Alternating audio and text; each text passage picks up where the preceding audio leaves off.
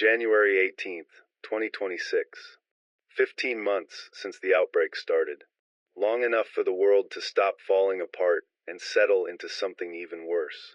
By then, nobody in our camp talked about rebuilding anymore.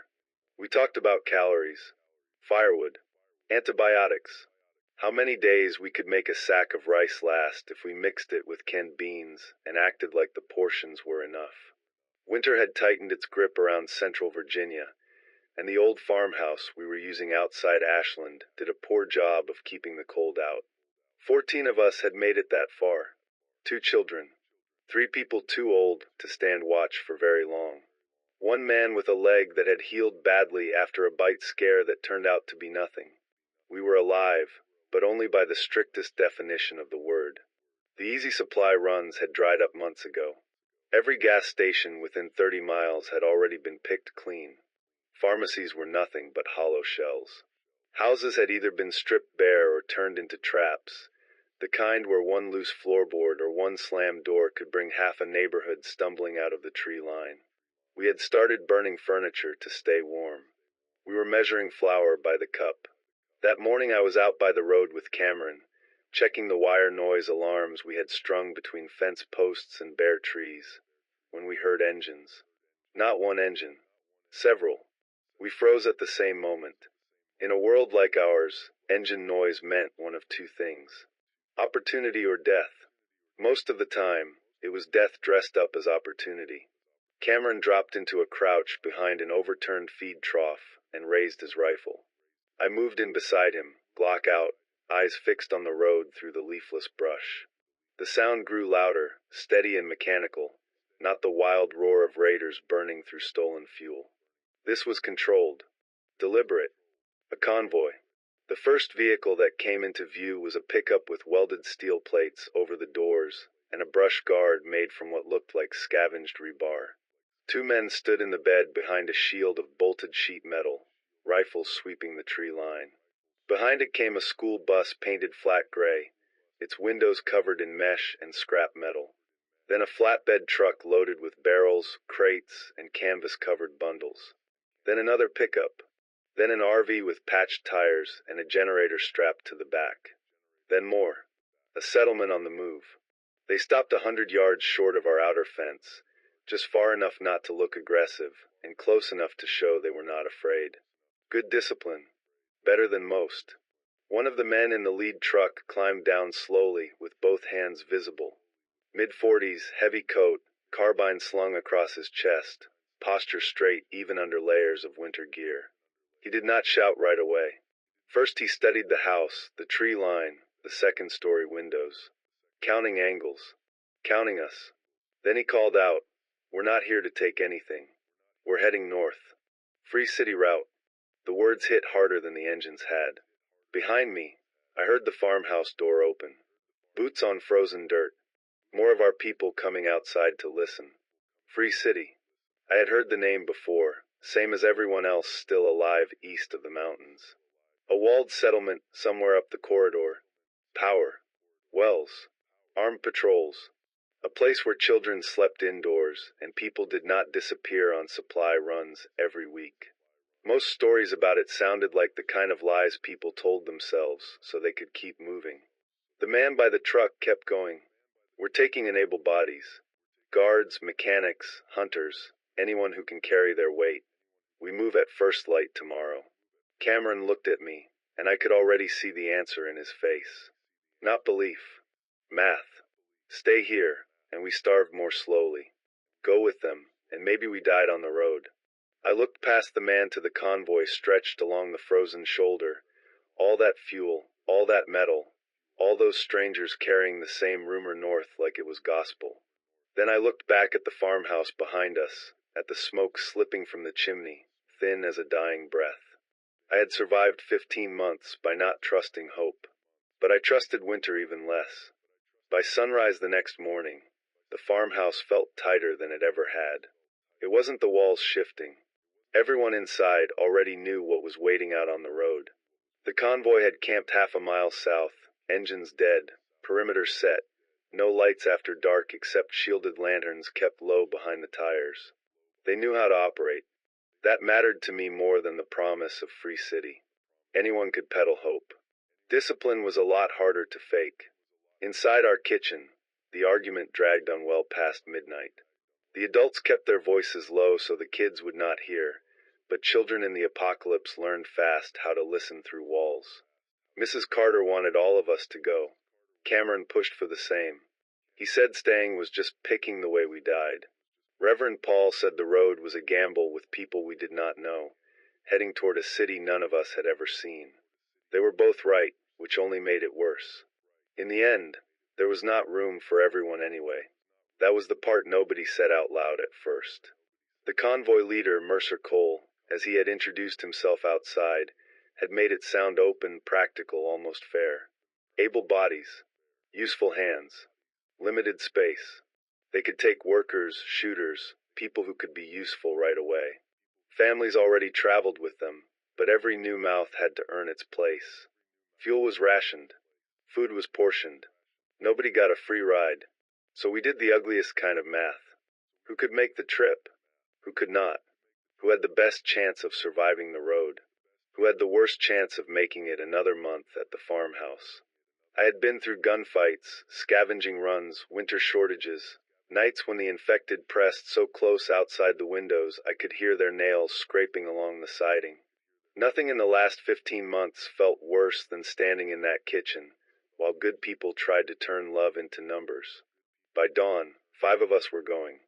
Me, Cameron, Ruth, who had been a diesel mechanic before the outbreak and kept our generator running with wire, prayer, and stolen parts.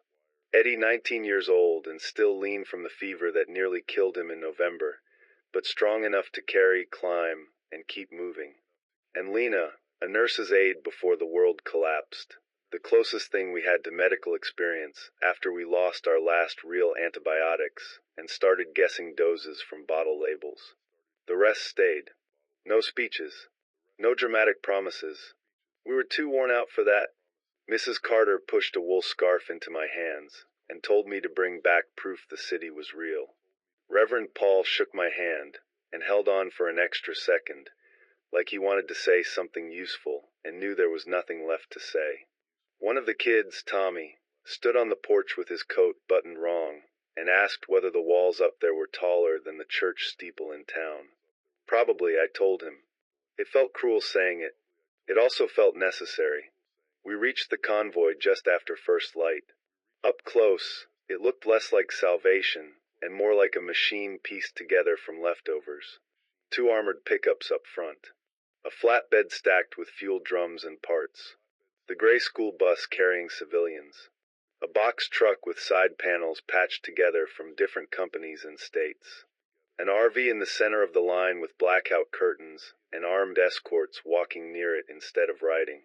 Rear guard truck in the back, engine already idling. Mercer Cole was waiting beside the lead pickup with a clipboard, a sidearm, and the expression of a man who had buried enough people to stop pretending the road was merciful. He looked the 5 of us over one by one. Not our faces. Our hands. Boots. Weapons. Coats. Whether we looked like the kind of people who could survive 3 bad days in a row. Then he nodded toward the line of vehicles. "Welcome to the convoy," he said. "Stay in formation, follow orders, and do not make me regret the fuel." The first 2 days on the road almost had me believing the convoy actually knew what it was doing. That was the dangerous part.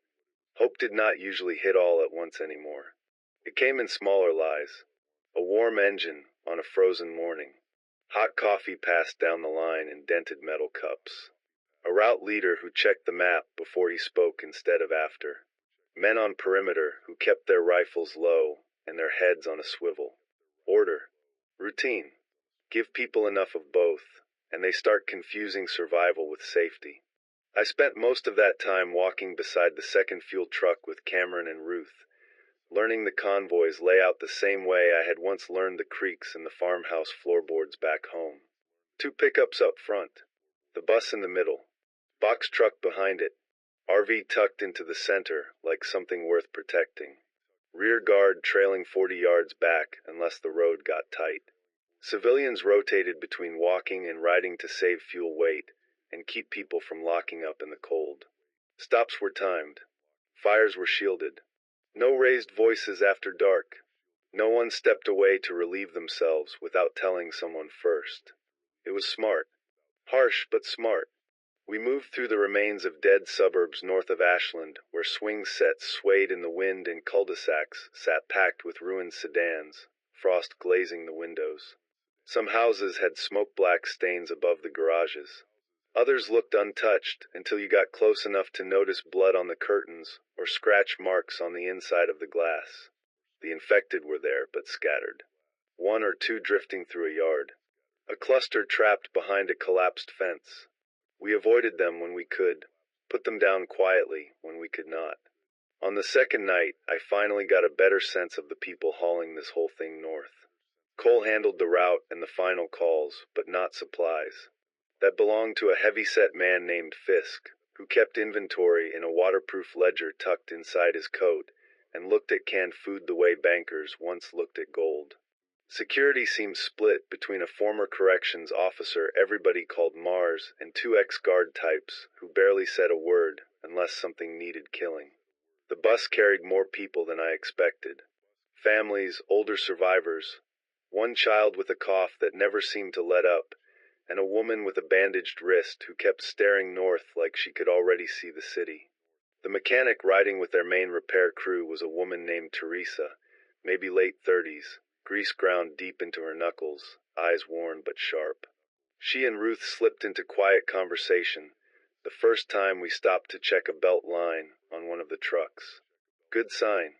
Useful people recognized each other fast. Lena ended up near the RV most of the time, helping with fevers, blisters, and the kind of road sickness that came from bad water and worse nerves. Eddie tried too hard to prove he belonged. He carried more than he should have, volunteered before anyone asked, and looked embarrassed every time he ran out of breath. By the morning of the third day, we reached the highway graveyard. The interstate ahead was jammed solid from median to shoulder. Burned out sedans, delivery vans, National Guard Humvees left to rust. A jackknifed semi sprawled across two lanes with its trailer ripped open like something had clawed its way out from the inside. It stretched on for at least half a mile, maybe more. The convoy slowed. Engines idled. Nobody spoke above a low murmur. Then Cole stepped out, looked at the blockage, and said the one thing I had been dreading. We clear a lane. We started with chains and good intentions. For the first 20 minutes, it almost seemed like it would work. The lead teams moved out on foot with pry bars, tow hooks, and muffled hand signals. A winch cable ran from the first pickup to a burned sedan jammed sideways across the left lane. Men threw their weight against frozen doors, trying to straighten steering columns enough to drag the wrecks aside. The rest of us took positions along the shoulders and median, rifles up, watching the overpasses, drainage ditches, and the tree line beyond the guardrails. That was the part one hated most. Not the work. The waiting that came with it. Highways had a way of carrying sound farther than they should. Metal grinding against metal. A snapped hinge. A muffled curse when somebody lost their footing on black ice. None of it felt loud in the moment, but in a dead world, noise built on itself. Ruth and Teresa were helping free a delivery van with a locked wheel while Cameron and I covered the right shoulder. 50 yards ahead, Eddie was with one of Mars's men, dragging luggage and road debris out of what was starting to look like a usable lane. Then the winch on the lead pickup screamed. Not a total failure. Worse. A sharp, high mechanical whine cut through the cold air like a siren before the cable snapped and whipped back across the pavement. Everybody froze. A second later, we heard the first reply. Not close. Somewhere under the overpass ahead. A wet, echoing moan that rolled back through the line of wrecks. Then another from the median. Then one off to our left beyond the stalled traffic. Mars hissed, "Finish it. Move." That was the wrong call, and I think he knew it the second he made it. But once half a convoy is committed to open pavement, pulling back clean is harder than forcing your way through. The next 5 minutes broke apart piece by piece. An infected dropped from the trailer of the jackknifed semi when somebody tore one of the rear doors loose. Another crawled out from under a sedan crusted with salt and old blood. More started showing up between vehicles farther up the blockage, drawn first by movement, then by shouted commands when the first two got close enough to force them. A rifle cracked. I never knew whose. After that, silence stopped mattering. The convoy opened up in bursts. Short, controlled, ugly. Infected came pouring out of places where they had been trapped or dormant for months, funneled by the wreckage into narrow lanes where numbers mattered more than aim. Cameron dropped 3 on the shoulder before the 4th reached the guardrail. I caught one in the temple at 10 feet and shoved another back into the shattered windshield it had climbed through. Up ahead, somebody screamed. I looked over in time to see Eddie and Mars's man trying to drag a woman out of the lane after she fell between 2 wrecks. The man grabbed her arm. Eddie had hold of her coat. Then the infected hit them from the blind side between a pair of vans, and the whole thing disappeared into flailing limbs and bursts of gunfire. Back to the vehicles, Cole roared. We fell back on instinct more than order. Engines revved. Doors slammed. People still on foot ran for whatever transport they were nearest to as the convoy started moving before everyone was fully aboard. That was how we made it through. Not cleanly. Not together. Just fast enough to keep the swarm from closing around us. By the time the highway was behind us, we had lost people, burned through ammunition, and one look at Cole's face told me something else had gone with them. Control. Nobody counted the dead right away. First we counted vehicles. That told you what kind of day it had been. The convoy pulled off the interstate 3 miles later into the remains of an old distribution yard, boxed in by chain-link fencing and loading docks. Mars posted security before the engines had even shut off.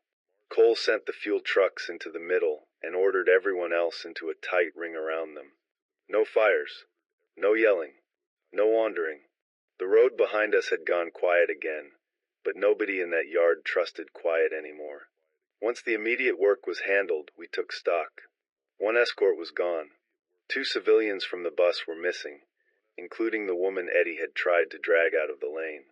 A driver from the box truck had taken a bite high on the shoulder and was already locked in the back of a trailer, with Lena checking on him through the gap every few minutes. Not because anyone believed she could save him, but because turning away from a dying man felt too much like accepting what the world had turned into.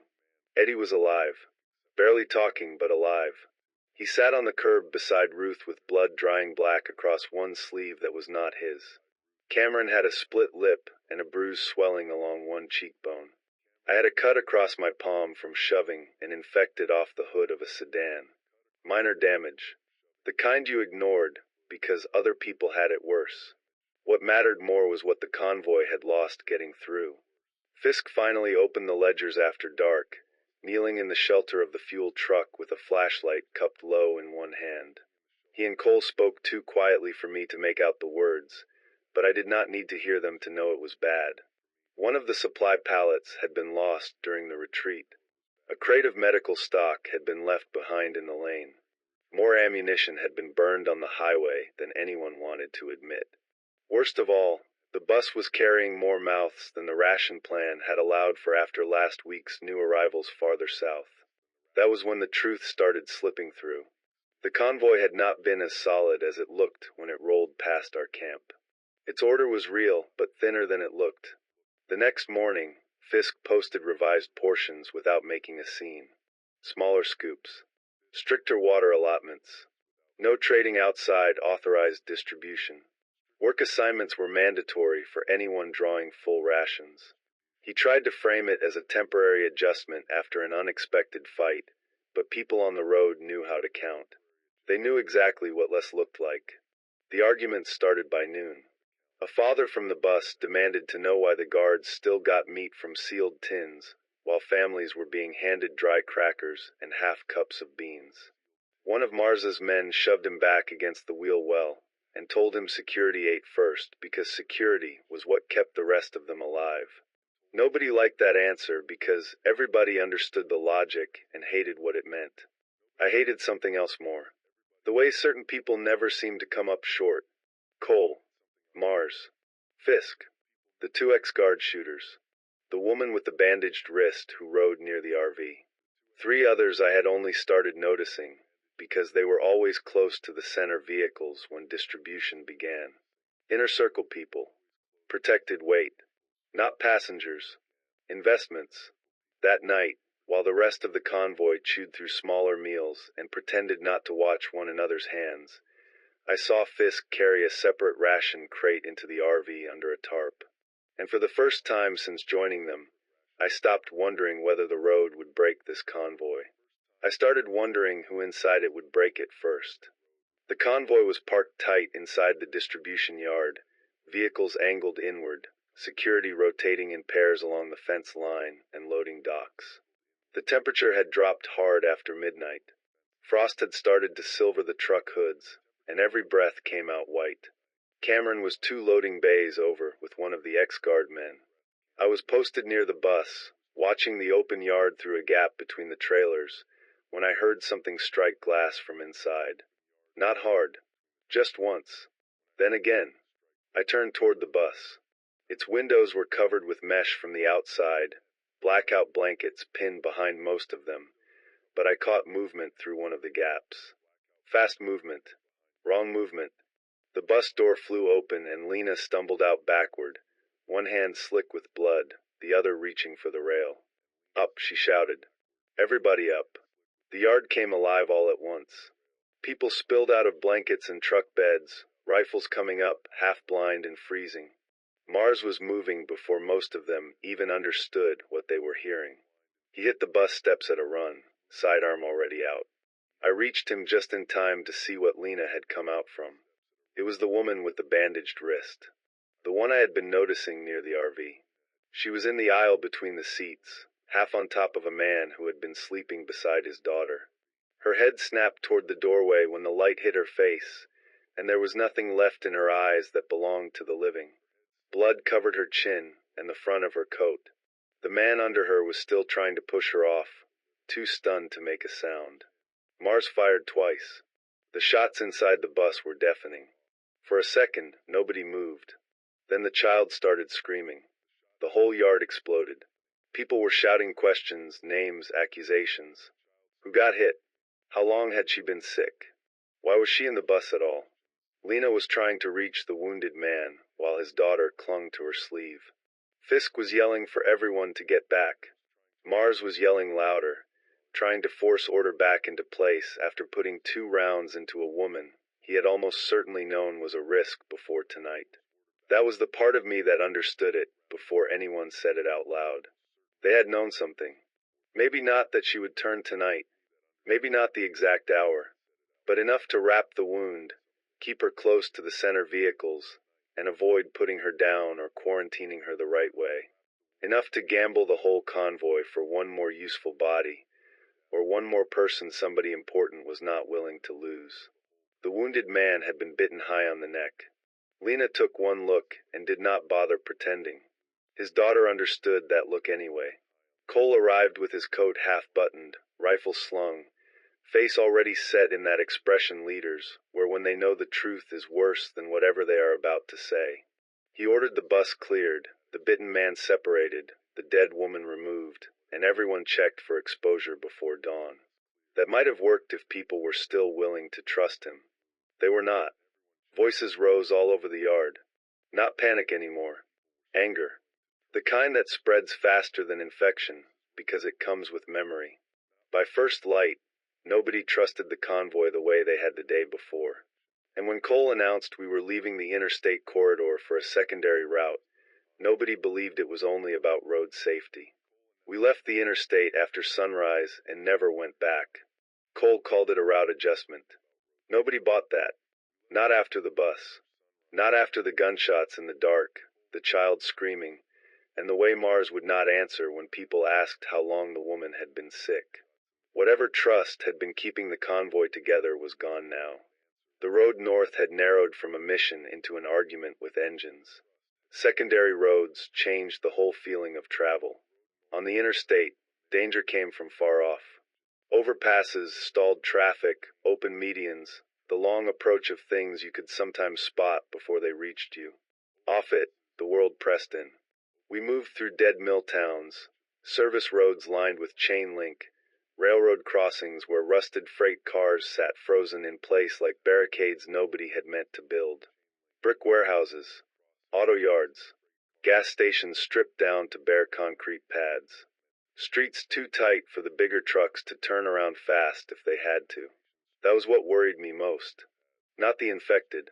Geometry. A convoy only felt strong as long as it could keep moving.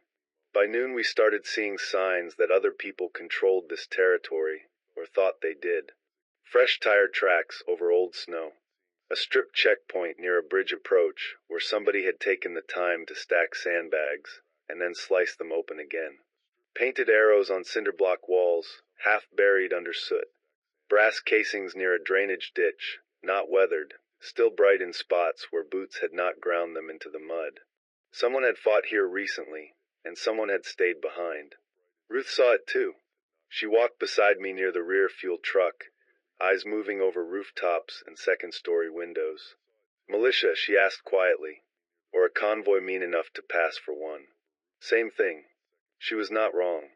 We made camp that evening inside the fenced lot of an old textile plant. The buildings were mostly brick and concrete, the roofline broken in places, big enough to block sight lines from the road. Good cover. Bad ways out. Cole posted double security and ordered that no lights go above hooded lantern level. Fisk cut the rations again, which earned him the kind of look from half the convoy that said they were deciding whether to kill him now or later. I was near the center vehicles when the first shot hit. One sharp crack from outside the fence, then another from a different angle. Mars shouted for cover, just as a round punched through the windshield of the lead pickup with a sound like a hammer striking bone. What came after was not a full assault at first. It felt more like pressure. Testing shots.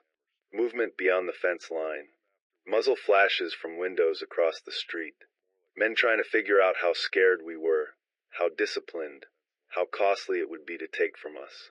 Then somebody hit the food truck. Maybe a tracer. Maybe a bad ricochet into leaking fuel vapors. Maybe just the road deciding it had taken enough and wanted something back. Whatever caused it, the rear side of the box truck lit up in a hard orange bloom that made the whole yard flash bright as noon for one terrible second. After that, everybody started shooting. The flames spread fast, curling through the broken seams in the truck's patched side panels. I saw people running toward it with blankets, with extinguishers, with bare hands and panic. Then the infected started answering from the streets around us, drawn by both the gunfire and the firelight. By the time we pulled out before dawn, half the cold weather stores were gone, most of the dry food along with them, and the convoy no longer looked like something traveling toward Free City. It looked like something running out of time. Cole died just after dawn. Not in some grand final stand, not with a rifle in his hands and a speech on his lips. A round had hit him low beneath the ribs during the pullout from the textile yard. At the time, he stayed upright just long enough to get the convoy moving, one hand pressed under his coat, teeth clenched, face pale as frost. Men like that could seem functional right up until their bodies remembered they were made of blood. Lena did what she could in the RV while the rest of us kept rolling north on secondary roads, engines rattling, the smell of smoke still trapped in our clothes from the burned food truck. By mid-morning, she stepped out, shut the RV door behind her, and gave the smallest shake of her head I had ever seen. That was enough. Nobody stopped the convoy. There was no burial. The ground was frozen too solid for that, and the road was too dangerous. They wrapped him in a tarp and left him in a drainage culvert screened by dead brush and a concrete pipe. One more body hidden from the world, because the world had become too full of them. Mars said a few words I do not remember. Fisk said nothing. Then Mars took over. You could feel it before he even opened his mouth. The guards drew in tighter around him. Fisk stayed close. The civilians on the bus went quiet in that particular way people do when they know the rules are about to get worse. Mars gathered us beside the lead pickup and laid it out plain. From here on, no one rides unless they are injured, medically necessary, or directly tied to vehicle operation or security. Ammunition stays with armed personnel only. Civilian loads get cut down to essentials. If a vehicle breaks down and cannot be fixed quickly, it gets abandoned. If someone cannot keep up, they get reassigned to the bus or left at whatever stop point we can secure. He said it like policy, not cruelty. That made it even colder. A man from the bus, the same father whose ration complaint got him slammed against a wheel well a few days earlier, asked what happened if the bus filled up. Mars did not blink. Then people walk. No one shouted after that. They did not need to. The meaning was already hanging in the air. That was when the convoy truly split. Not physically. Not yet. But in people's minds. There were those who still believed hard rules were the only thing keeping us alive, and there were those who understood Mars had stopped trying to save the convoy as a whole. He was saving a core. Guards. Drivers. Mechanics. Useful bodies. Everyone else had become weight. I did not challenge him in front of the whole convoy. That would have gotten people killed faster than his rules ever would. Instead, I started doing the work he would not. Ruth and I shifted load off one failing truck before the axle gave out for good. Cameron reworked the walking rotation, so the older survivors were not always stuck in the coldest spots behind the exhaust. Lena put together a real exposure list instead of Mars's broad panic screenings. I took Eddie and two others through every vehicle and cut dead weight, broken tools, scrap nobody would use, sentimental junk too heavy to justify, so we could make room without throwing living people off the road. That was leadership now. Not speeches. Not votes. Carrying the ugly math without turning it into an excuse. By evening, the convoy was still moving because a handful of us had decided it would. And somewhere ahead, beyond the dead towns and frozen roads, and all the people we had already lost getting there, Free City was getting closer. Or at least that was what we kept telling ourselves. By the next afternoon, the land itself started telling us we were getting close. Not close in miles, close in intent. You could see it in the roads first. Someone had cleared certain intersections months earlier, and kept them mostly passable ever since. Not clean, not safe, but maintained. Burned-out cars had been shoved into the median walls instead of being left where they died. Concrete barriers had been repositioned into staggered lanes that could be defended or sealed off in a hurry. At one overpass we found an old machine gun nest built from sandbags and sheet metal, abandoned now, but not just because of time. The brass underneath it was too fresh, and the black scoring on the pavement below looked newer than the rest of the world. Even the people in the convoy felt it. Heads lifted. Steps quickened. The bus, which had spent the last week hauling silence around like cargo, started filling with low voices again. Not laughter. We were past that.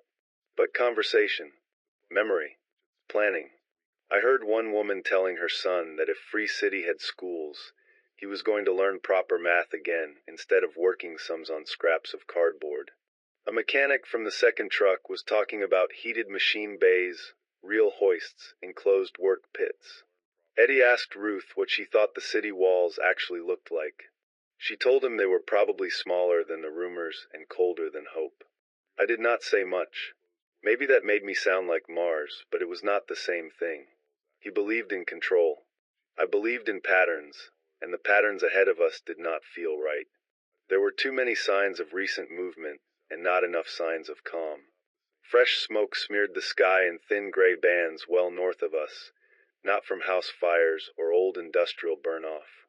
Too concentrated. Too regular. At a wrecked checkpoint near a frozen creek, I found heavy caliber casings stamped with dates from before the outbreak, but still bright along the rims. Someone had fired from a mounted position recently enough that the weather had not yet dulled them. One stretch of road had shell impacts cratered across both lanes, close enough together to suggest ranging fire, not panic. Another had tire gouges where something heavy had spun out under pressure and been dragged clear in a hurry.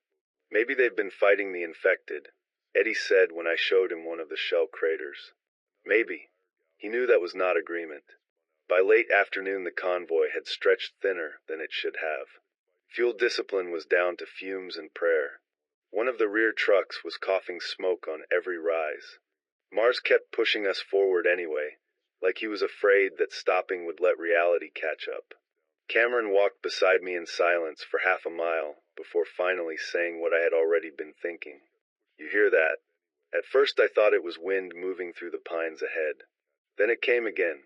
A sharp rattle carried over the cold air, far enough away to blur at the edges, but too structured to mistake. 3 seconds later came another burst. Then a heavier boom beneath it, low and concussive, like something bigger than a rifle speaking from a long way off. The whole convoy slowed without being told. No one needed orders for that. We stood there in the road, all of us listening. Civilians stepping down from the bus. Guards turning north. Even Mars went still. Another burst rolled toward us. Then another, overlapping this time. Sustained. Organized. Not random shots on the road. Not one frightened group clearing infected from a gate. Battle gunfire. Ahead of us, beyond a ridge line striped with leafless trees and winter light, Free City was finally close enough to hear. And it was already fighting for its life. We moved again at dusk, slower now, like men walking toward a fire they already knew they could not put out. The gunfire never fully stopped. It rolled across the cold air in uneven waves, sometimes sharp and automatic, sometimes deeper and slower, the kind of sound that came from mounted guns or something heavy enough to rattle metal and bone at the same time. Every few minutes the rhythm shifted, like one side gained ground and the other hit back. The closer we got, the easier it became to sort the sounds apart. Rifle fire. Burst fire. Something explosive. Then underneath all of it, a sound I had not expected. A crowd. Not cheering. Not organized. Just the raw human noise of too many desperate people packed too close to danger. We crested the ridge just before full dark and finally saw Free City. It was real. That was the first thing that hit me. Not the battle. Not the smoke. The fact that the place existed at all. A wall stretched across the northern industrial belt where an old freight yard and warehouse district had once stood. Concrete barriers, stacked shipping containers, reinforced fencing, guard towers with floodlights, layers of outer obstacles built from whatever was solid enough to slow a charge. Behind it I could see rooftops, water towers, even electric light in some of the upper windows. Real power. Real structure. A city that had held together long enough to become more than a rumor. And it was under siege. Militia trucks and improvised armored rigs were spread across the outer approaches in broken firing lines. Some had plows welded onto the front. Others had sheet steel bolted over the cabs with gun ports cut into the sides. Muzzle flashes strobed from behind roadblocks made of wrecked buses and stacked tires. Free City's defenders were firing back from towers, rooftops, and elevated catwalks built into the wall line. Tracers cut through the falling dark in red and yellow streaks. The gates were sealed. That mattered more than anything. Because outside those gates, packed into the dead ground between the wall and the shattered access roads, were people. Dozens of them, maybe more. Survivors from other convoys. Families huddled behind overturned vehicles. Men waving cloth, trying to signal the walls. Wounded people too weak to move fast enough when rounds cracked overhead. One truck burned on its side, black smoke pouring into the sky while figures crawled away from it and dropped behind chunks of concrete for cover. They made it, Eddie said beside me, his voice cracking. They actually made it. No, Cameron said quietly. He was right. They had reached it. That was not the same thing. A siren wailed somewhere inside the city, drowned out a second later by a burst of heavy fire from one of the towers. We all flinched when something exploded near a militia truck below, spraying sparks across the road. The infected were coming too, drawn from the surrounding streets and industrial blocks by all that noise. I could already see scattered figures moving at the edges of the battlefield, shambling at first, then picking up speed whenever the gunfire shifted. Mars stared at the wall for a long second, his face unreadable in the fading light. Then he said, "We move for the outer barriers. Fast. If we stay up here, we die in the open." I kept staring at those sealed gates. Free City was winning, but it was winning for itself. Mars got 3 steps into the descent before the ridge lit up with incoming fire. Rounds snapped through the brush above us, close enough to strip bark from the trees and drive everyone flat on instinct. Somebody near the rear screamed once, and then never made another sound. The militia had spotters posted farther out than we had guessed, covering the outer approaches with overlapping fields of fire. They were not just attacking Free City. They were screening the roads that led to it, catching anything desperate enough to come in late. Down Mars shouted, like any of us needed to be told. We slid, crawled, and stumbled off the ridgeline into a drainage cut half clogged with dead weeds and frozen runoff. The convoy that had once looked organized came apart into bodies pressed against the dirt, trying not to silhouette against the sky. One of the remaining trucks took a round through the radiator and started venting steam. Another had already died on the climb, engine ticking uselessly in the dark while its driver sat slumped over the wheel. So that was the end of the convoy. Not with a speech. Not at the gate. Just here, in the mud within sight of the walls, where mobility finally gave out and the road claimed the rest. The gunfire from the city kept rolling overhead. Defenders on the towers were still hammering the militia line. Floodlights swept the approaches in white arcs, catching wrecks, smoke, and figures running between them. A few times the beams passed over us, but no gate opened. No one on the wall waved us in. We were just another shape in the chaos outside. More survivors had made it into the drainage cut from the road below. People from our bus, 2 guards, Teresa, Ruth, Lena, Eddie, Cameron, maybe a dozen others I recognized through the smoke and dark. And that was all. I looked back down the slope toward the stalled vehicles and the bodies around them and understood, with the kind of cold clarity that only comes when there is no room left for denial, that roughly half the people who had left Virginia with this convoy were gone. Some on the highway, some on the bus, some in the textile yard, some on the road north. The rest here, bleeding into frozen dirt under the guns of men they had never even seen clearly. Eddie was breathing too fast beside me. What do we do? The wall answered before I could. A loudspeaker crackled somewhere above the outer barrier, the words breaking apart in the distance in gunfire, but the meaning still came through. Hold position. No approach to the main gate. Perimeter sealed during active breach conditions. Cameron let out one short, humorless laugh. We made it. No, I said, still watching the wall. We made it this far. Ahead of us, infected were starting to spill into the outer roads, drawn by the battle, the blood, and the burning vehicles. The militias were still trading fire with the city, but now some of their shots were swinging wider, clipping the roads and ditches where stranded survivors were trying to hide. The whole approach zone had turned into a grinder. Walls in front, guns on both sides, infected filling the gaps. I looked at the people left to me. Ruth, with grease still black in the cracks of her hands. Lena clutching a half-empty med bag. Eddie pale but still upright. Cameron, blood on his sleeve, rifle steady. The survivors who had made it all this way only to find out Free City was real, and still not meant for them. Stay low, I told them. We wait for a gap. Then we move. Toward what? I still did not know. Behind us was the road that had killed half the convoy. In front of us stood walls that were holding, but only for the people already inside them. And above it all, the battle kept going, hard and merciless, while we lay in the shadow of salvation and listened to it choose someone else.